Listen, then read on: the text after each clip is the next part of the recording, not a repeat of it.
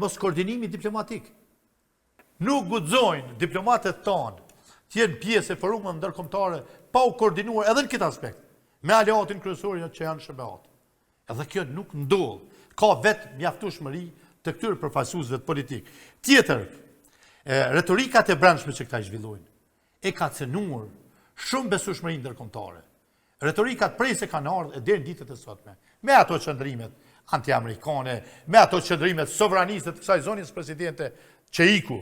Ju kujtohet, ne jemi shtet sovran, marrim vendime sovrane. Në raport me kënd marrim. Zonja presidente po mburret duke thënë që Aleanca me Shtetet e Bashkuara të Amerikës mvaret direkt nga unë dhe kam bërë shumë keq që nuk më kam propozuar përsëri për presidenten nga që lëkundën edhe themelet e Aleancës. Ka qenë presidente ku janë vendosur masat e Bashkimit Evropian kjo?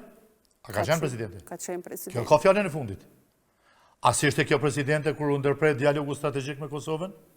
Po ka qenë dhe kjo ka fjalën e fundit. A si ishte kjo presidente kur 10 ligje antikushtetuese i rrëzoi gjykata kushtetuese dhe kjo nuk vend të vetën to, duke ja marrë isur në zoti Kurti? Kujt po i flet kjo zonja? Tani që ju djeg bishti, ju djeg krejt Kosova dhe Evropa? Jo bre së djeg, që u malë Bulen Haxhiu. Nesër bati kush president.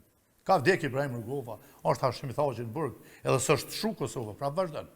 Nuk të gjenë gja Kosovën, edhe pa vjosën. Se ju ka kryuar i perceptimi se pa vjosën merë fund shteti. Ja.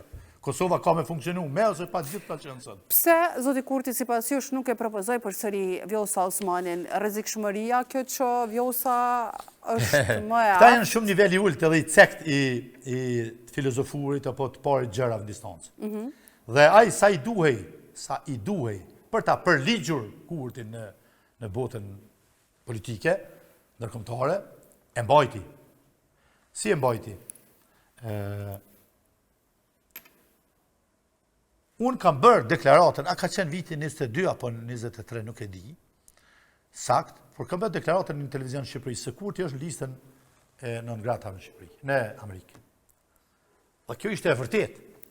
Kishte afat 181 ditë, për të bërë kthesë në ato veprime që i kishte anti-amerikanën në përgjithësi. I quante okupator.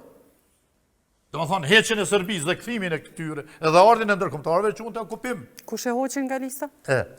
Vjosa Osmani ka bërë deklaratë zyrtare, lip në pak thyr në regji, edhe del deklarata në televizion. Unë e hoqa Albin Kurtin nga lista e zezë amerikane.